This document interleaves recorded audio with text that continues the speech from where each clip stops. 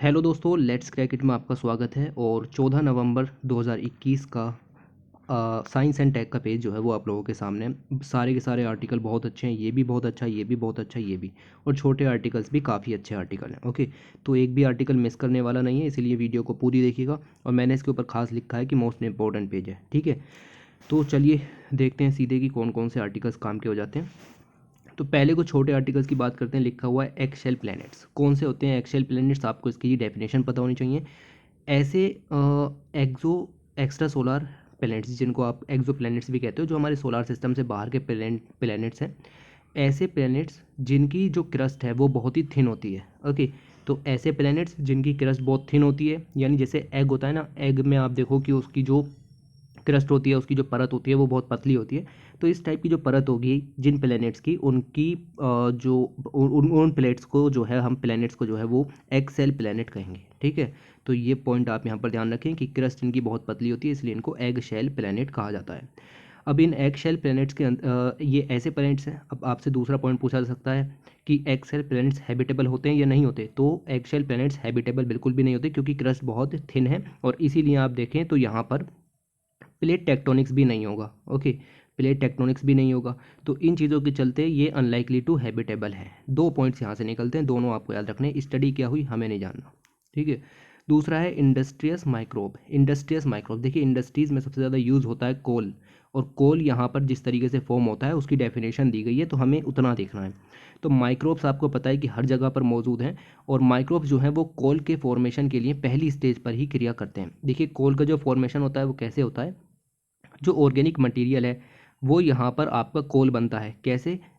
Action of anaerobic microbes. तो आप समझिए कि एनारोबिक ऑक्सीडेशन यहाँ पर होता है ना, ठीक है। एक तो एरोबिक होता है जिसमें ऑक्सीजन की प्रेजेंस होती है, एक एनारोबिक होता है जिसमें ऑक्सीजन की प्रेजेंस नहीं होती। तो एनारोबिक कंडीशंस में माइक्रोब्स यहाँ पर आपका जो ऑर्गेनिक मैटर को कोल में परिवर्तित करते हैं, उस प्रक्रिया के द्वारा कोल यहाँ पर बनता है। और ये कोल फॉर्मेशन की पहली स्टेज यहाँ पर होती है। इसमें माइक्रोब्स अलग अलग रोल यहाँ पर निभाते हैं, बाकी कैसा क्या करते हैं not important. Okay, kilo in the diamond, ये आर्टिकल काफ़ी अच्छा है और इसके अंदर दिखाया गया, आपको दो पॉइंट्स यहाँ से निकलेंगे। एक नए मटेरियल्स की यहाँ पर खोज हुई है। एक basically greenish octahedral shaped diamond यहाँ पर मिला था अभी कुछ समय पहले, कुछ डिकेड्स एगो। ये मिला था आपका ओरापा डायमंड माइन बोत्सवाना के अंदर। ओके, तो ये माइंस और मैच ऑफ द फॉलोइंग में आ सकता है। किम्बरले कहाँ पर है, और ये आपका ओरापा जो माइंस है ये कहाँ पर है। ओके, तो इस तरीके के क्वेश्चंस भी देखने के लिए मिले हैं। इनके अंदर जो है ये ग्रीन कलर की हैं और इनके अंदर ब्लैक कलर के जो आप कह सकते हैं स्पॉट्स देखने के लिए मिले हैं। ओके, इस हरे डायमंड के अंदर ब्लैक कलर के स्पॉट्स देखने के लिए मिले हैं। तो इसको यहाँ पर आप जो मिनरल है पूरा का पूरा, इसको कहा गया है डेवे मोनोइट, ठीक है। तो ये इसका नाम है, तो नाम आपको याद रखना है। पूछा जा सकता है कि अभी अभी ये टर्म न्यूज़ में थी, किस चीज़ को ये चीज़ डिनोट करती है या फिर ये क्या है। तो ये आपको टर्म याद रखनी है कि अभी अभी एक जो है वो डायमंड यहाँ पर निकाला गया था, ग्रीनिश कलर का डायमंड था, उसके अंदर ब्लैक स्पॉट्स यहाँ पर थे। और आपा डायमंड माइंस कहाँ पर है? बोत्सवाना के अंदर। इतना आपको यहाँ से ध्यान रखना है। ये जो आपकी टर्म है डेवे मोइट्स, ये अर्थ के सरफेस पर नहीं पाए जाते, लेकिन अर्थ के डीपर पार्ट्स में ये जो है वो हीट को फ्लो करने का काम भी करते हैं। ओके, तो इस तरीके के मटेरियल्स की खोज यहाँ पर चल रही है। उसके बाद आगे बात करें ऑर्बिटिंग टू सन। ओके, तो जनरली क्या होता है कि जैसे अर्थ है तो वो सूरज के चारों तरफ चक्कर लगा रहा है, ठीक है। ये अर्थ है आपकी, सूरज के चारों तरफ चक्कर लगा रही है। ये आपकी जो हो गए प्लैनेट्स, ऐसे प्लैनेट्स जो कि एक स्टार के चारों तरफ चक्कर लगा रहे हैं। कुछ ऐसे प्लैनेट्स भी होते हैं जो कि दो स्टार के चारों तरफ चक्कर लगाते हैं, इनको कहते हैं सरकम बाइनरी स्टार्स। ओके, तो सरकम बाइनरी स्टार्स जो हैं अभी तक सिर्फ फिक्शंस में माने जाते थे कि ये सब चीज़ें जो हैं वो आपकी कहानियों किताबों में होती हैं, ओरिजिनली नहीं होती। लेकिन नासा के कुछ लोगों ने 14 ऐसे नए सिस्टम्स जो हैं वो डिटेक्ट किए हैं 2020। ओके, और इन पर फर्दर स्टडी चलेगी, हमारे काम की नहीं है। हमें जानना होता है कि what is circumbinary stars. तो ये है आपका एक planet like Earth A B B, और ये आपका ए एक स्टार हो गया, ये बी दूसरा स्टार हो गया। इन दोनों की परिक्रमा जो यहाँ पर कर रहा है वो हो गया आपका प्लेनेट, और इस प्लेनेट को कहेंगे सरकम बाइनरी स्टार। ओके, तो ये चीज़ आप यहाँ से देखो कि क्या होता है सरकम बाइनरी प्लेनेट और या सरकम बाइनरी स्टार। ओके, ये चीज़ हो गई। उसके बाद एक बहुत ही अच्छा आर्टिकल यहाँ पर है, was it really a black hole that the EHT image in 2019। तो हुआ क्या है पहले हम उसको जानते हैं। देखिए थोड़ा सा समझने की कोशिश कीजिएगा। 2019 में इवेंट होरिजोन टेलीस्कोप के द्वारा, EHT इसको इन शॉर्ट कहते हैं, 2019 में इवेंट होरिजोन टेलीस्कोप के द्वारा फर्स्ट एवर इमेज यहाँ पर क्लिक की गई थी, किसकी? सुपर मैसिव ब्लैक होल की, जिसका नाम था M87। ओके, ये M87 जो ब्लैक होल था, ये एक गैलेक्सी के सेंटर पर लोकेटेड था जिसका नाम था मैसियर 87, जिसकी वजह से इसका नाम M87 पड़ा। ओके, ब्लैक होल्स की जब हमने स्टडी की, इस वाले की सुपर मैसिव ब्लैक होल की M87 की, तब हमें यहाँ पर पता चला कि ये 6.5 billion times of the sun masses, इतना गुना है, सन के मास से भी 6 बिलियन गुना बड़ा ये आपका है। ओके, साथ ही साथ अगर हम देखें तो पृथ्वी से 55 मिलियन लाइट ईयर्स अवे है ये यहाँ पर। ओके, इसकी डिस्कवरी यहाँ पर हुई, साइंटिस्ट को नई नई चीज़ें पता लगी, उन्हें पता चला कि सुपर मैसिव ब्लैक होल्स क्या होते हैं और इनके फॉर्मेशन किस तरीके से होती है। ओके, तो ये चीज़ें यहाँ पर पता होनी शुरू हुई, और जब इसकी स्टडी यहाँ पर हुई, इसकी डिस्कवरी यहाँ पर हुई, तो नोबल जो प्राइज़ है फिजिक्स के अंदर उसको इंट्रोड्यूस भी किया गया, हालांकि दिया नहीं गया। ओके, तो बट इन चीज़ों को इंट्रोड्यूस किया गया कि एक ब्रेक थ्रू स्टडी है, इससे पूरे जो हमारी समझ है सोलर सिस्टम के बारे में वो चेंज हो सकती है। ओके, इस चीज़ को यहाँ पर निकाला गया।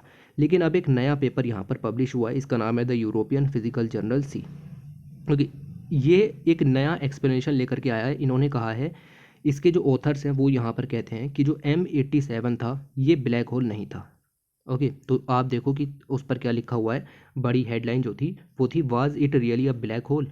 तो ये जो इन्होंने यहाँ पर अब पब्लिश किया पेपर, यहाँ पर लिखा हुआ है कि इवेंट होरिजोन टेलीस्कोप ने जो यहाँ पर चीज़ देखी, मतलब M87 जो यहाँ पर उसने देखा, क्या वो ब्लैक होल था? तो ये इन्होंने कहा कि ये ब्लैक होल नहीं है, ये क्या है? ये एक नेक्ड सिंगुलैरिटी है जिसके अंदर ग्रेविटोमैग्नेटिक मोनोपोल है। ओके, तो ये टर्म जो है इसको अभी एक्सप्लेन करेंगे। ये दोनों की दोनों टर्म इंपॉर्टेंट हो जाती हैं, what is naked singularity and what is gravitomagnetic monopole. Okay, अब दोनों तरह के साइंटिस्ट के ग्रुप के बीच में ये होने लगी झड़प कि भाई ये एक ब्लैक होल है या फिर एक नेक्ड सिंगुलैरिटी है विद ग्रेविटोमैग्नेटिक मोनोपोल। ओके, तो ये चीज़ हमें यहाँ पर देखनी है। अब इसके नीचे आप यहाँ पर देखें तो आपको बहुत अच्छी चीज़ यहाँ पर बताई गई है। यहाँ आर्टिकल को पढ़ना शुरू करते हैं यहाँ से। देखो, ब्लैक होल बनता कब है? जब स्टार्स जो हैं वो बहुत ज़्यादा बड़े हो जाते हैं अपने, देखो सन है, सन की तुलना में अगर उसके चारों तरफ का कोई भी स्टार है वो काफ़ी ज़्यादा बड़ा हो जाता है, अपनी जो लाइफ है उसकी एंड फेजेस में चल रहा होता है, तो वो अपनी खुद की ग्रेविटी में कोलैप्स हो जाता है। अपनी खुद की ग्रेविटी में कोलैप्स होने के बाद एस्ट्रोनॉमर्स कहते हैं कि जो चीज़ बनती है उसको यहाँ पर ब्लैक होल कहते हैं। ओके, तो ये चीज़ को याद रखिएगा कि ब्लैक होल आखिर फॉर्म कैसे होते हैं। एक ब्लैक होल के दो पार्ट होते हैं, एक तो होता है कोर में, ठीक है, जैसे ये ब्लैक होल है आपका, इमेज में देखें, इसके जो कोर में यहाँ पर पार्ट है उसको कहेंगे सिंगुलैरिटी, और जो इसके चारों तरफ का एरिया है उसको कहेंगे इवेंट होरिजोन। दो ही चीज़ें यहाँ पर होती हैं, एक जो पॉइंट वाला फेज होता है उसको सिंगुलैरिटी कहते हैं। एक ब्लैक होल दो पार्ट्स रखता है, इसके कोर में सिंगुलैरिटी होती है, एक पॉइंट होता है दैट इज़ इन्फिनाइटली डेंस, इसके अंदर देखो, क्योंकि पूरा का पूरा प्लेनेट जो है वो अपनी ओन ग्रेविटी में यहाँ पर चला गया है, तो आप देखो कि इस पॉइंट पर सबसे ज़्यादा डेंसिटी देखने के लिए मिलेगी। ओके, क्योंकि जो स्टार यहाँ पर टूटा अपनी लाइफ के एंड फेजेस में, उसके जो टुकड़े हैं वो सारे के सारे कंप्रेस्ड होकर के इस पॉइंट पर इकट्ठे हो जाते हैं। ओके, तो इसको यहाँ पर कहा गया सिंगुलैरिटी। दूसरा होता है इवेंट होरिजोन। इवेंट होरिजोन जो है वो एक सरफेस होता है, याद रखना, सिंगुलैरिटी एक पॉइंट होती है और इवेंट होरिजोन जो होता है वो एक इमेजिनरी सरफेस होता है जो कि इस सिंगुलैरिटी के चारों तरफ यहाँ पर बन करके आया। ओके, ये पूरा का पूरा इवेंट होरिजोन है। दोनों पार्ट यहाँ पर आपको ध्यान रखने हैं, सिंगुलैरिटी के चारों तरफ का एरिया सरफेस उसको कहते हैं इवेंट होरिजोन, और जो पॉइंट बीच में है उसको कहते हैं सिंगुलैरिटी। ओके, ये चीज़ आपको यहाँ पर याद रखनी है। दूसरी चीज़ आपको यहाँ पर क्या याद रखनी है, यहाँ से आप देखिए कि इन जो आप देखो कि इवेंट होरिजोन है और सिंगुलैरिटी है, इनकी जो अपनी ग्रेविटी है, देखिए इनकी अपनी ग्रेविटी के कारण ही पूरा का पूरा जो आपका प्लेनेट था वो पूरा अपनी ग्रेविटी में डूब गया। ओके, तो ग्रेविटी काफ़ी ज़्यादा हाई होती है, कोई भी ऑब्जेक्ट यहाँ से अगर पास हुई, इस इवेंट होरिजोन से कोई भी ऑब्जेक्ट पास हुई तो फिर वो वहाँ पर निकल नहीं पाती, एस्केप नहीं कर पाती। लाइट भी यहाँ से एस्केप नहीं कर पाती क्योंकि सिंगुलैरिटी उसे अपनी तरफ बहुत तेज़ी से खींचता है, बहुत तेज़ी से यहाँ पर उसको खींचता है। ओके, तो इस चीज़ को आप यहाँ पर याद रखना कि लाइट भी, even light can not escape the pull of the singularity once it crosses the event horizon. एक बार ये इवेंट होरिजोन से निकल गई तो फिर आपका ये किसी भी तरीके से एस्केप नहीं हो सकती। That is why we can not see the singularity at the heart. तो सिंगुलैरिटी पर आप देखो कि लाइट भी बहुत ज़्यादा होती है क्योंकि वो एस्केप नहीं कर पाई, इसीलिए हमें सिंगुलैरिटी दिखाई नहीं देती है, हमें सिर्फ इवेंट होरिजोन ही दिखाई देता है। ओके, तो ये पॉइंट भी आप याद यहाँ पर याद रखो कि जो हमें सिंगुलैरिटी बिल्कुल दिखाई नहीं देती, लेकिन इवेंट होरिजोन जो है वो हमें दिखाई देता है। अब बात आती है ट्रबलसम सिबलिंग की। अब एक नई टर्म निकल के आई, व्हाट इज़ नेक्ड सिंगुलैरिटी। मैंने अभी अभी आपको बताया कि सिंगुलैरिटी हमें दिखाई नहीं देती है, हमें सिर्फ इवेंट होरिजोन दिखाई देता है। लेकिन कुछ ब्लैक होल्स ऐसे भी देखने के लिए मिले हैं जिनमें सिर्फ और सिर्फ सिंगुलैरिटी है, इवेंट होरिजोन है ही नहीं, without any event horizon. Okay, लिखा हुआ है विदाउट एनी इवेंट होरिजोन। बहुत सारे आपको ऐसे देखने के लिए मिले हैं कि उनमें इवेंट होरिजोन है ही नहीं, शेडिंग इट। ओके, तो ये चीज़ आपको यहाँ पर पता होनी चाहिए कि इस चीज़ को कहा गया नेक्ड सिंगुलैरिटी। तो आपसे पूछा जाएगा कि व्हाट इज़ नेक्ड सिंगुलैरिटी, जो कि अभी अभी न्यूज़ में था। तो ये आपका ऐसी जो सिंगुलैरिटी जिसके चारों तरफ इवेंट होरिजोन है ही नहीं, उसको नेक्ड सिंगुलैरिटी कहते हैं। अब ये जो है वो विजिबल हो जाती है। ओके, ये चीज़ आपको विजिबल हो जाती है और इसीलिए इसको यहाँ पर आप देखो कि नेकेड सिंगुलैरिटी भी कहा गया। ओके, तो ये चीज़ एक नई निकल के आई, इसकी डेफिनेशन आपको पता होनी चाहिए। उसके बाद अगर हम यहाँ पर देखें, दूसरी चीज़ यहाँ पर आई कि बहुत सारी लेबोरेटरीज़ वगैरह में ये चीज़ शो हुई कि M87 ये या तो ब्लैक होल है या फिर एक नेकेड सिंगुलैरिटी है। और ये भी पॉसिबल है कि ये आपका ग्रेविटो मैग्नेटिक मोनोकपल के साथ हो सकती है या फिर ग्रेविटो मैग्नेटिक मोनोपोल के बिना भी हो सकती है। तो इस तरीके से 4 पॉसिबिलिटीज़ निकल के आई कि भाई M87 क्या है। तो M87 आप देखो ब्लैक होल हो सकता है या फिर आपकी नेकेड सिंगुलैरिटी हो सकती है। Black hole with ग्रेविटो magnetic monopole हो सकता है या फिर black hole without ग्रेविटो magnetic monopole हो सकता है। थोड़ा सा ये डीप में हो रहा होगा, ठीक है। ऐसे ही आपका ये है नेकेड सिंगुलैरिटी, ये विद ग्रेविटो मैग्नेटिक मोनोपोल हो सकती है या फिर विदाउट ग्रेविटो मैग्नेटिक मोनोपोल हो सकती है। ओके, तो 4 पॉसिबिलिटीज़ यहाँ से निकल करके आई और इसी चीज़ को देखते हुए आगे स्टडीज़ हुई। फिर आपने मैक्सवेल का नाम सुना होगा, क्लर्क मैक्सवेल। इन्होंने इलेक्ट्रिसिटी और मैग्नेटिज्म के बीच में संबंध बताने की कोशिश की और इन्होंने ये भी बताया कि light is an electromagnetic wave. Okay, light को इलेक्ट्रोमैग्नेटिक वेव की तरीके से इन्होंने यहाँ पर डिस्कस किया। लेकिन इसके बीच में कई वैज्ञानिकों के बीच में इस चीज़ को लेकर के मतभेद भी हैं। इनका कहना यह है कि इलेक्ट्रिसिटी की अगर हम बात करें तो पॉजिटिव एंड निगेटिव जो इलेक्ट्रिकल चार्जेस होते हैं can be found to exist independently, ये इंडिपेंडेंटली भी फाउंड किए जा सकते हैं। बट मैग्नेट के जो पोल होते हैं वो कभी भी इंडिपेंडेंटली फाउंड नहीं किए जा सकते। वो एक अगर चुंबक की छड़ है तो उसमें एक हिस्सा पॉजिटिव होगा तो दूसरा 100% निगेटिव होगा ही होगा और ये दोनों को एग्जिस्ट करेंगे, साथ में ही रहेंगे, टुगेदर, बाउंड टुगेदर। लेकिन जो आपका इलेक्ट्रिक चार्ज है उनके साथ ऐसा नहीं होता। पॉजिटिव चार्ज को आप डिफरेंट कर सकते हो, निगेटिव चार्ज को आप अलग कर सकते हो। तो इस चीज़ को लेकर के भी दिक्कत हुई। अब हमें इससे आगे नहीं घुसना, ठीक है। अब आप समझने की कोशिश करो कि हमें इससे आगे जो है वो यहाँ पर नहीं जाना है। और यहाँ पर अगर आप देखने की कोशिश करें तो ये चीज़ें और निकल के आई कि we have shown that M87 could be a black hole with और विदाउट ग्रेविटो मैग्नेटिक मोनोपोल, जो कि 4 कंडीशंस मैंने आपको यहाँ पर बनाई। या फिर ये हो सकता है एक नेक्ड सिंगुलैरिटी हो विद और विदाउट ग्रेविटो मैग्नेटिक मोनोपोल। ओके, तो ये चीज़ भी आपको यहाँ पर देखनी है। Event horizon telescope collaborated map into the black hole only, ये सब काम का नहीं है। बस ये दोनों टर्म आपको यहाँ पर पढ़नी थी। अच्छा, इस आर्टिकल में हमने इतनी चीज़ को डिस्कस किया है, इसको आपको बिल्कुल नहीं पढ़ना। ओके, तो ये आप इग्नोर मारेंगे। जो कुछ आपको समझ में आया काफ़ी अच्छी बात है।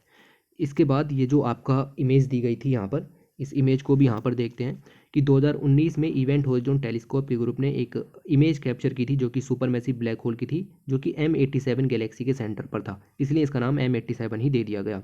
ओके, लेकिन इसके बाद इसमें यहाँ पर डिस्कशन शुरू हुए कि भाई ये ब्लैक होल है भी या नहीं है, क्या सिर्फ और सिर्फ एक नेकेड सिंगुलैरिटी तो नहीं है। आपको नेकेड सिंगुलैरिटी की डेफिनेशन याद हो जानी चाहिए, ठीक है। सिंगुलैरिटी यूपीएससी पूछ चुका है, अभी और आगे जाने की बात है। ओके, तो ये टर्म निकल गया है कि व्हाट इज नेकेड सिंगुलैरिटी और विद ग्रेविटो मैग्नेटिक मोनोपोल। ओके, तो ये चीज़ भी है और बाकी की चीज़ें आप यहाँ पर इग्नोर कर सकते हो। This was the image of compact object at the heart of Messier 87 galaxy, जो कि इवेंट होरिजोन टेलीस्कोप ने इसको यहाँ पर लिया था। ओके, तो ये इमेज है ब्लैक होल की। अभी तक ब्लैक होल इसको डिस्कस किया गया है और एंड द डीप अगर आप जाओगे तो यहाँ पर आप सिंगुलैरिटी को देख सकते हो। ओके, और ये लाइट आप देख रहे हो, ये लाइट इमिट नहीं कर सकती इससे। Light can not escape from black holes. Okay, क्योंकि वहाँ पर जो ग्रेविटी होती है वो काफ़ी ज़्यादा हाई होती है और कोई भी ऑब्जेक्ट ब्लैक होल से एस्केप नहीं कर सकता। आगे चलते हैं अगले आर्टिकल की तरफ और ये बहुत ही इंपॉर्टेंट आर्टिकल है। जीका वायरस के केसेस कानपुर के अंदर बहुत तेज़ी से बढ़ रहे हैं। लगभग 125 के से ज़्यादा केसेस उत्तर प्रदेश के कानपुर में देखने के लिए मिले हैं। उसी के बारे में यहाँ पर बात हो रही है। चलिए देखते हैं कि क्या बात यहाँ पर की गई है। देखिए, वायरस जो है वो यूबिक्यूटस होते हैं, मतलब हर जगह पाए जाते हैं। कुछ ऐसे होते हैं इनोक्वस होते हैं जिनसे बचा जा सकता है, और जो अच्छे होते हैं, मतलब कुछ ऐसे होते हैं जो कि परनीसियस होते हैं, यानी कि वो आपको खतरा पहुंचाएंगे, जैसे कोविड-19 यहाँ पर था। जीका वायरस की बात करते हैं। जीका वायरस सबसे पहले डिटेक्ट किया गया था रीसस मंकी के अंदर, और युगांडा में 1947 में जीका फॉरेस्ट वहाँ पर पाए जाते हैं, वहाँ पर पहली बार ये डिटेक्ट किया गया था, इसी से इसका नाम जीका वायरस यहाँ पर पड़ा। उसके बाद ये ह्यूमंस में आइडेंटिफाई किया गया धीरे धीरे, और उसके बाद अगले जो 60 साल यहाँ पर हुए, 14 ह्यूमन केसेस देखने के लिए मिले। ओनली 14 ह्यूमन केसेस अगले 60 सालों में हमें जीका वायरस के देखने के लिए मिले, और ऐसे केसेस जो कि एशिया और ट्रॉपिकल अफ्रीका से निकल करके आ रहे थे। देखिए, जो मॉस्किटो बॉर्न है, ठीक है, जीका जो है वो एक मॉस्किटो बॉर्न है। ओके, और याद रखो कि मॉस्किटो बॉर्न जो है वो सबसे ज़्यादा ट्रॉपिकल एरियाज़ में होगा, जहाँ पर मानसून जो है वो अच्छा खासा पड़ता हो, या फिर ह्यूमिडिटी अच्छी रहती हो। ठीक है, तो ब्रीडिंग ग्राउंड काफ़ी अच्छा रहता है मॉस्किटोज़ के लिए, इसलिए वहाँ पर होते हैं। पहला जो आउटब्रेक देखा गया जीका वायरस का, वो 2007 में देखा गया। आउटब्रेक मतलब भारी मात्रा में लोगों में इन्फेक्शन। ओके, तो आइलैंड ऑफ यैप जो कि माइक्रोनेशिया का एक पार्ट है, वहाँ पर 2007 में भारी मात्रा में जीका वायरस के केसेस रिपोर्ट किए गए। Okay, Zika virus global attention यहाँ पर हासिल करता है जब ब्राज़ील में 2015 में मेजर आउटब्रेक हुआ। तो ब्राज़ील में आउटब्रेक हुआ, आपको पता हो, ब्राज़ील अमेजोन, ठीक है, तो भारी मात्रा में ह्यूमिडिटी वहाँ पर मिलेगी आपको, और साथ ही साथ ये बाद में आपका फैल गया in the central and south American region, और कैरिबियन में भी ये चीज़ फैली। अब the outbreak was associated with high incident of, देखिए याद रखिएगा कि जीका वायरस एसोसिएटेड किस चीज़ से है, तो इसमें सबसे बड़ी जो बीमारी होती है वो प्रेग्नेंट वुमेंस को होती है, और उनके अंदर एक प्रॉब्लम यहाँ पर हो जाती है जिसका नाम है माइक्रोसेफेली। ठीक है, ये टर्म याद रखिएगा, माइक्रोसेफेली।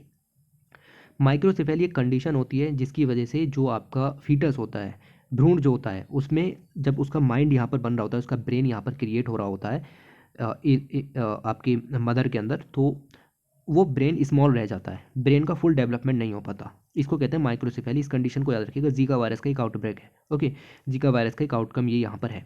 साथ ही साथ कुछ न्यूरोलॉजिकल सिम्टम्स भी देखने के लिए मिलते हैं, लाइक गुलियन बैरे सिंड्रोम। ओके, और साथ ही साथ कुछ न्यूरोपैथीज एडल्ट और चिल्ड्रंस में देखने के लिए भी मिल रही है।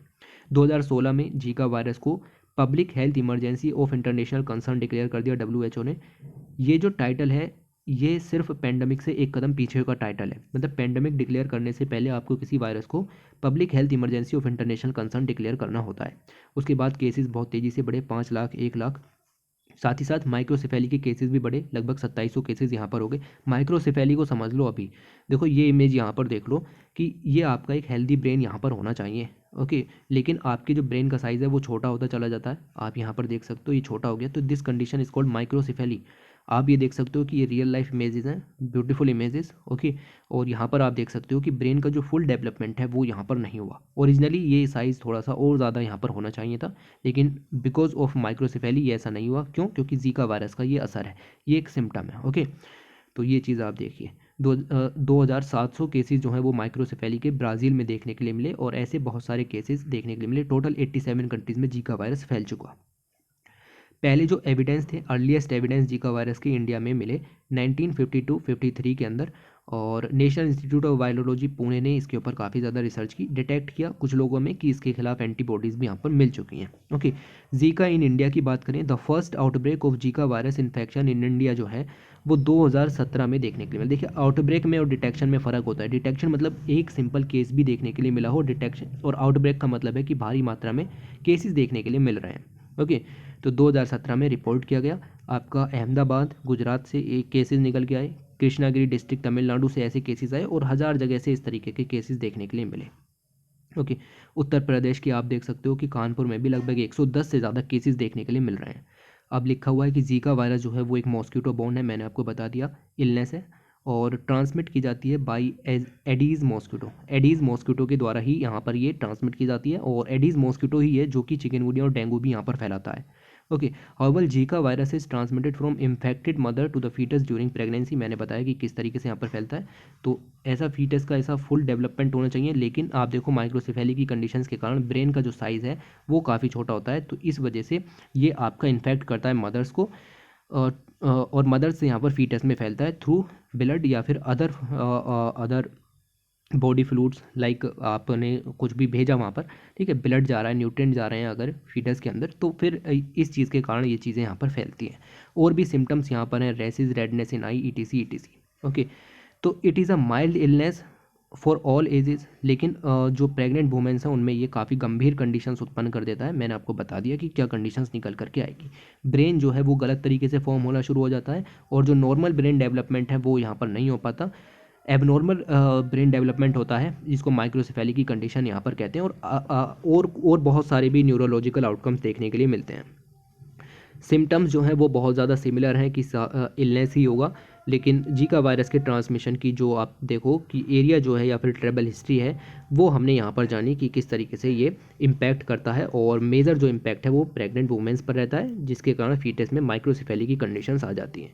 There is no licensed vaccine to prevent disease, very very important ऐसे क्वेश्चन देखने के लिए मिले हैं। डायरेक्ट देगा there is no vaccine for the Zika virus, तो आप सोचोगे कि क्या चीज़ें लगानी है, तो कोई भी लाइसेंस्ड वैक्सीन नहीं है और कोई भी स्पेसिफिक ट्रीटमेंट अवेलेबल नहीं है।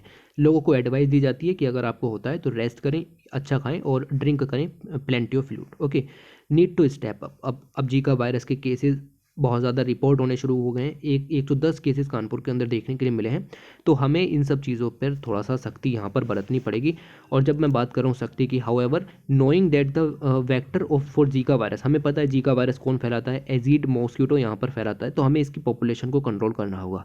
ओके, तो पब्लिक हेल्थ जो मीज़र्स हैं वो बहुत ज़्यादा लेने पड़ेंगे, ताकि इनकी जो संख्या है एडीज़ मॉस्किटोज़ की, उसको थोड़ा सा कंट्रोल किया जाए, इनकी पॉपुलेशन को कंट्रोल किया जाए। ओके, इंडिया को यूज़ करना चाहिए the recent disease outbreak as an opportunity, ताकि अपना जो हेल्थ सिस्टम है उसको इम्प्रूव कर सकें। और यही आर्टिकल आपका यहाँ पर था कि Zika virus outprove an opportunity to improve health care in India. तो जीका वायरस यहाँ पर आया तो मॉस्किटो बॉर्न डिजीज से लड़ने के लिए हम अपना हेल्थ केयर सिस्टम को इम्प्रूव कर सकते हैं। ओके, तो ये पॉइंट आप यहाँ पर ध्यान रखोगे। This is the condition of microcephaly, आप कभी नहीं भूलोगे। ओके, ये चीज़ हो गई। दूसरी चीज़ यहाँ पर लिखी हुई है कि बहुत सारे इसके लीनिएज वगैरह यहाँ पर दिखे हैं, जैसे अमेरिकन लीनिएज है यहाँ पर। However there is a need for a systematic surveillance of evolutionary trend of Zika virus. Zika virus के सिस्टेमेटिक सर्विलियंस की बहुत ज़्यादा ज़रूरत है। Considering most Indian state have reported Zika virus for the first time, बहुत सारे states में पहली बार जीका वायरस के केसेस देखने के लिए मिले हैं। तो ये एक ज़रूरत है, ये एक नीड है कि अपना जो सर्विलियंस सिस्टम है या फिर इक्विपिंग लेबोरेटरीज़ को इम्प्रूव करने की ज़रूरत है, उनके अंदर टेस्टिंग किट्स दी जाएँ ताकि जीका वायरस का डिटेक्शन किया जाए। ओके, ऐसे एरियाज़ जहाँ पर जीका वायरस की रिपोर्टिंग बहुत ज़्यादा हो रही है, ऐसे जगहों पर सर्विलियंस और ज़्यादा बढ़ाया जाए और मॉस्किटो कंट्रोल मीजर्स यहाँ पर अपनाए जाने चाहिए, पब्लिक अवेयरनेस कैंपेन्स होने चाहिए, और तो और प्रेग्नेंट जो वुमेन्स हैं उनको प्रायोरिटीज़ दी जानी चाहिए, क्योंकि आपको मैंने बता दिया व्हाट इज़ माइक्रोसेफेली। ओके, तो ये पॉइंट आप यहाँ पर याद रखोगे। तो कुल मिला के कहने का मतलब ये है कि जीका वायरस आया है तो हमें अपना जो मॉस्किटो बॉर्न डिजीज से लड़ने का हेल्थ केयर सिस्टम है उसको इम्प्रूव करना चाहिए। ये आपका आर्टिकल था, ये खत्म हुआ। उसके बाद अगला आर्टिकल है fighting mosquito borne diseases work in progress, very very important, आज पीएचडी करा देंगे आपको मॉस्किटो पर। ओके, तो ये आर्टिकल ये हर बार आते हैं और बहुत खूबसूरत आर्टिकल लिखते हैं, ये पूरा आर्टिकल इन्होंने लिखा है, हम भी डिस्कस करेंगे।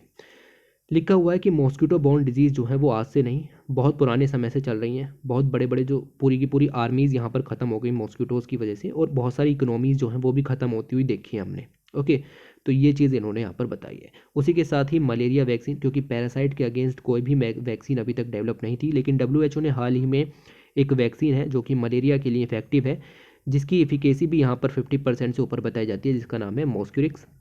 उस वैक्सीन को यहाँ पर अलाउ किया। ओके, तो उस वैक्सीन को अभी अलाउ किया गया है, इससे पहले मलेरिया के लिए कोई इफेक्टिव वैक्सीन यहाँ पर नहीं थी। हालांकि क्लिनिकल ट्रायल्स अलग अलग जगह पर जो है वो चल रहे हैं।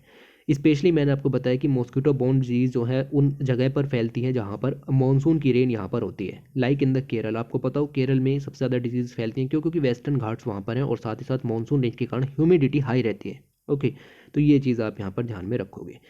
अब यहाँ पर जो सबसे पहले डिस्कस किया गया है आर्टिकल मॉस्किटो बॉर्न डिजीज़ को बताता है, तो यहाँ पर दो डिजीज़ डिस्कस की गई हैं, एक है डेंगू और एक है मलेरिया। ओके, इन दोनों को डिस्कस किया गया है, तो हम देखते हैं कि क्या चीज़ें हैं। तो पहला स्टेज यहाँ पर बताया गया है मलेरिया के बारे में, और मलेरिया का जो पैरासाइट है उसके अंदर आप देखो, अब मलेरिया का पैरासाइट उसको कहते हैं प्लाज्मोडियम, और पूरा नाम यहाँ पर अगर आप देखें फैल्सीपैरम। ओके, तो ये पूरा नाम यहाँ पर है इसका। इसके अंदर जो है वो पाए जाते हैं स्पोरोजाइट्स, और उन स्पोरोजाइट्स के ज़रिए जो है ये आपका CSP, जिसको कहते हैं सरकम स्पोरोजाइट प्रोटीन, ये प्रोटीन आपकी ट्रांसफ़र कर जाती है ह्यूमन बॉडी के अंदर। ओके, इस इमेज को यहाँ पर देखिएगा, ये मच्छर ने आपको काटा और मच्छर ने काट के आपको स्पोरोजाइट्स के ज़रिए जो प्रोटीन थी आपकी CSP, ठीक है, ये जो प्रोटीन थी आपकी क्या नाम था पूरा, सरकम स्पोरोजाइट प्रोटीन, ये प्रोटीन आपके ह्यूमन शरीर में जो है वो यहाँ पर डाल दी। ओके, सीधे जा करके लीवर को इम्पैक्ट करेगी, इन्फेक्ट करती है लीवर को, और लीवर के बाद जो आपकी ब्लड सेल्स हैं, स्पेशली रेड ब्लड सेल्स, उनमें यहाँ पर डिफेक्ट होने शुरू हो जाते हैं, और जब आपको कोई दूसरा मच्छर काटता है तो वो भी इन्फेक्ट हो जाता है, और फिर वो दूसरा मच्छर जा करके किसी और को काटता है। इस तरीके से ये चीज़ें फैलती हैं। तो याद रखना कि जो आपका ये मलेरिया की डिजीज़ है, इसमें मॉस्किटो जो है वो लीवर को इन्फेक्ट जो है यहाँ पर करता है। ओके, तो पैरासाइट सीधे जा करके लीवर पर इम्पैक्ट करता है, जिसके बाद लीवर की जो सेल्स हैं वो यहाँ पर पूरी तरीके से ख़त्म हो जाती है और सिम्टम्स ऑफ मलेरिया शुरू हो जाते हैं। ओके, तो मैंने आपको बताया कि इसकी कोई भी इफेक्टिव वैक्सीन यहाँ पर नहीं थी, लेकिन अभी जो है वो WHO ने यहाँ पर मॉस्क्यूरेक्स, ये वैक्सीन का नाम है, और डेवलप की गई है बाय GSK ऑफ यूके की कंपनी, उसने यहाँ पर इसको डेवलप किया है। और वैक्सीन को काफ़ी ज़्यादा लोगों पर ट्रायल किया गया, लगभग 8 लाख लोगों पर, मलावी और घाना अफ्रीका कंट्रीज़ पर ये सब ट्राई किया गया, और पता चला 50% से ज़्यादा एफिकेसी देखने के लिए मिल रही है। ग्लोबल वैक्सीन अलायंस ने तो ये प्लान भी कर लिया है कि इस वैक्सीन को ज़्यादा से ज़्यादा यूज़ करके केसेस को रिपोर्ट होने से बचाया जाए, मतलब केसेस को जो है वो रोकने की कोशिश की जाए। भारत बायोटेक इंडिया के अंदर, जो कि हैदराबाद में बेस्ड है, इसने भी डील की है GSK से कि इंडिया में इस वैक्सीन को बनाने की बात की जाए। ओके, तो ये याद रखना। तो ये तो था मलेरिया के बारे में। दूसरा आता है डेंगू के बारे में। डेंगू के केसेस वर्तमान समय में काफ़ी ज़्यादा फैल रहे हैं। आप देखें, एडीज इजिप्टाई के कारण ये जो है यहाँ पर स्प्रेड होते हैं, which happily grow in small stagnant pool. कहीं पर भी ये आपको मिल जाते हैं, छोटा सा पानी का जमाव भी कहीं पर हो रहा होगा सड़क पर, तो वहाँ पर ये पैदा हो जाएंगे। इनके अंदर 4 तरह के सीरोटाइप पाए जाते हैं। याद रखना, डेंगू वायरस हैज़ 4 सीरोटाइप्स। ओके, ये बहुत ही इंपॉर्टेंट है। और तो और इन चारों सीरोटाइप्स के लिए अलग अलग वैक्सीन यहाँ पर बनानी पड़ेगी। पहली बात तो एक वैक्सीन बनाना ही मुश्किल, ऊपर से आपको 4 सीरोटाइप हैं तो 4 अलग अलग वैक्सीन डेवलप करनी पड़ेंगी। तो ये लिखा हुआ है कि serotypes make vaccine development difficult as a different vaccine is needed against each serotype. तो हर एक सीरोटाइप के अगेंस्ट अलग तरीके की वैक्सीन की ज़रूरत होती है, इसीलिए जो वैक्सीन का डेवलपमेंट है वो काफ़ी भारी काम हो गया है। लेकिन एक वैक्सीन यहाँ पर भी निकल के आई जिसका नाम है डेंगवाक्सिया। ठीक है, तो ये कुछ ऐसा नाम है, DENGVAXIA। ओके, ये यहाँ पर डेवलप की गई है। इसकी इफिकेसी भी देखने के लिए मिली है अलग अलग रीजन में, लगभग 42% से लेकर के 78% तक इफिकेसी देखने के लिए मिली है। ओके, तो अलग अलग सीरोटाइप्स के लिए ये वैक्सीन यहाँ पर डेवलप हुई, लेकिन जो ये नई वैक्सीन बनी है ये चारों सीरोटाइप्स पर एक जैसा वर्क करने के लिए यहाँ पर बनाएगी। अभी डेवलपमेंट स्टेज में है, परमिशन नहीं ग्रांटेड है। ओके, फिर है लिखा हुआ है फाइटिंग डेंगू। ओके, तो यहाँ पर आपकी एक कंपनी न्यूज़ के अंदर आई, आपको पता हो, जिसका नाम है जाइडस कैडिला। इस जो कंपनी है इंडिया के अंदर, इस कंपनी ने डेवलप करना शुरू किया है एक DNA वैक्सीन, जो कि डेंगू के अगेंस्ट में यहाँ पर काम कर सके। ओके, तो ये जो वैक्सीन है वो यहाँ पर इन लोगों ने डेवलप करनी शुरू की, और इसके अंदर से आपको यहाँ पर पॉइंट जो याद रखना है कि इन्होंने एक मॉडल तैयार किया इस तरीके का कि आपका डेंगू से लड़ा जा सके, और चारों तरह के सीरोटाइप से एक साथ लड़ा जाए, इस तरीके की ये वैक्सीन यहाँ पर तैयार करेंगे, which is the basis of Zydus Cadila's DNA vaccine. इनकी DNA वैक्सीन का यही बेसिस है कि चारों सीरोटाइप के अगेंस्ट यहाँ पर काम किया जाए, क्योंकि इन्होंने जो है वो कोविड-19 के अगेंस्ट भी आप देखो एक अच्छी वैक्सीन यहाँ पर प्रोवाइड की है। ओके, यूजिंग पैरासाइट, एक दूसरा मेथड होता है मच्छरों को कंट्रोल करने का, मॉस्किटो बॉर्न डिजीज़ को कंट्रोल करने का, जिसका नाम है यूजिंग पैरासाइट। देखिए, एक पैरासाइट का नाम यहाँ पर आता है जिसका नाम है वोल्वेशिया, इतना याद रखो। ठीक है, इस वोल्वेशिया पैरासाइट को हम यूज़ कर सकते हैं मॉस्किटो की पॉपुलेशन को कम करने के लिए। कैसे? देखिए, जैसे ये मॉस्किटो यहाँ पर दिया हुआ है, तो हम क्या करेंगे कि ये जो आपका वोल्वेशिया नाम का पैरासाइट है, इस वोल्वेशिया नाम के पैरासाइट को लेबोरेटरी में इस मच्छर के अंदर डाल देंगे। ओके, तो पैरासाइट की जो वोल्वेशिया पैरासाइट है उसकी सेल्स मॉस्किटो की सेल्स से आपस में लड़ेंगी, और जो आपकी मॉस्किटो बोर्न डिजीज़ है वो आपकी फैलनी बंद हो जाएंगी। ओके, क्योंकि इवेंचुअली जो आपका मॉस्किटो है उसकी पॉपुलेशन यहाँ पर कम होगी। ओके, तो ये चीज़ आप यहाँ पर ध्यान रखो कि एक पैरासाइट का यूज़ करके दूसरी पैरासाइटिक सेल्स को हम यहाँ पर ख़त्म करवा सकते हैं। तो इसको यहाँ पर आप देखो यूज़ किया जा सकता है बहुत आसानी से। ओके, तो ये जो इंसेक्ट है, ये जो पैरासाइट है जिसका नाम है वोल्वेशिया, इसका यूज़ हम यहाँ पर कर सकते हैं मॉस्किटो की पॉपुलेशन को कम करने के लिए। और सेम बात ही यहाँ पर लिखी हुई है कि एडीज मॉस्किटो जिसके अंदर आपने वोल्वेशिया नाम का जो पैरासाइट है उसको इंसर्ट कर दिया है, उसको डोप कर दिया है, वो डिजीज़ को नहीं फैला सकता और हम इस डिजीज़ से प्रिवेंट हो सकते हैं। नए केसेस डेंगू के डिक्लाइन होना शुरू हो जाते हैं अगर आपने ऐसा किया है तो। बाकी आपको यहाँ से नहीं पढ़ना। ओके, तो ये तरीका काफ़ी अच्छा यहाँ पर है कि किस तरीके से हम पैरासाइट का यूज़ कर सकते हैं। इसी के बाद मैंने आपको यहाँ पर एक चीज़ और पढ़ाई थी कि जेनेटिकली मॉडिफाइड मॉस्किटोज़ का यूज़ किया जा सकता है मलेरिया या अदर मॉस्किटो बॉर्न डिजीज़ से लड़ने के लिए। जेनेटिकली मॉडिफाइड मॉस्किटोज़ का मतलब होता है हम एक ऐसी ब्रीड यहाँ पर तैयार करें लेबोरेटरी के अंदर जो कि आपकी अदर जो पॉपुलेशन है मॉस्किटो की उसको ख़त्म कर दे। ओके, तो ये पॉइंट मैंने आपको बहुत अच्छी तरीके से यहाँ पर इस चीज़ को समझाया था। हालांकि वीडियो पर सिर्फ 100 ही व्यूज़ आए, पता नहीं क्यों इंटरेस्टिंग नहीं लगी। ओके, लेकिन अब ये आपको लगनी चाहिए। ओके, ये रही। ओके, तो ये चीज़ आप यहाँ पर ध्यान रखें। उसके बाद प्रिवेंशन ऑफ डिजीज़, टोटल जो आपके केसेस हैं उनको किस तरीके से रोका जा सकता है उसके बारे में भी दिया गया है। Another way of preventing mosquito borne disease ये है कि हम जो है अगले आउटब्रेक को पहले से ही भांप लें, प्रिडिक्ट कर लें कि आने वाले समय में क्या होने वाला है। ओके, तो हमारी हेल्थ केयर जो मशीनरी है या फिर मॉस्किटो कंट्रोल मशीनरी है वो अच्छी होनी चाहिए और हमें उसको और ज़्यादा बढ़ाना है। Okay, both mosquitoes and plasmodium parasites need warm moist weather. मैंने आपको बताया कि ह्यूमिडिटी और वार्म्ड वाला जो एटमॉस्फेयर है वो मॉस्किटोज को चाहिए होता है। यूजिंग डाटा का यूज़ करके हम सैटेलाइट डाटा का यूज़ कर सकते हैं या फिर एनवायरमेंटल सैटेलाइट्स का यूज़ कर सकते हैं लाइक NOAA-19, इसका यूज़ हम यहाँ पर कर सकते हैं। साथ ही साथ बहुत सारी रिसर्च पेपर्स हैं उनका यूज़ भी हम यहाँ पर कर सकते हैं। और ऐसे एरियाज़ जहाँ पर रेनफॉल का डाटा काफ़ी अच्छा है या फिर पहले भी आउटब्रेक लगातार देखने के लिए मिले हैं, उन सभी एरियाज़ को मैप करके एक मैप यहाँ पर तैयार कर सकते हैं। ओके, तो एक एटलस यहाँ पर तैयार कर सकते हैं जिसके ज़रिए हमें पहले से ही पता लग जाएगा कि डेंगू के केस, मलेरिया के केस के लिए ब्रीडिंग ग्राउंड कौन सी जगह बनने वाली है और हम उसे पहले से ही रोक दें। ओके, तो ये चीज़ आपको यहाँ पर याद रखनी कि क्या करा जाए क्या ना करा जाए। ये वीडियो देखना आप, ये बहुत अच्छी वीडियो है। ठीक है, ये वाली मैं इसका यहाँ पर लिंक देने की कोशिश करूँगा। ओके, तो ये पॉइंट आप यहाँ पर देखेंगे, ये काफ़ी इंपॉर्टेंट हो जाता है। और इस तरीके से आपका जो ये मैगज़ीन है, मतलब मैगज़ीन कह रहे हैं कि ये जो आपका पूरा पेपर है ये यहाँ पर कवर हो गया। ओके, खूबसूरत आर्टिकल्स थे, आप देखो कि कितनी सारी चीज़ें देखने के लिए। What is naked singularity, Zika virus outbreak के बारे में हमने पूरा जाना, क्या होता है, कैसे होता है, माइक्रोसेफेली क्या होती है।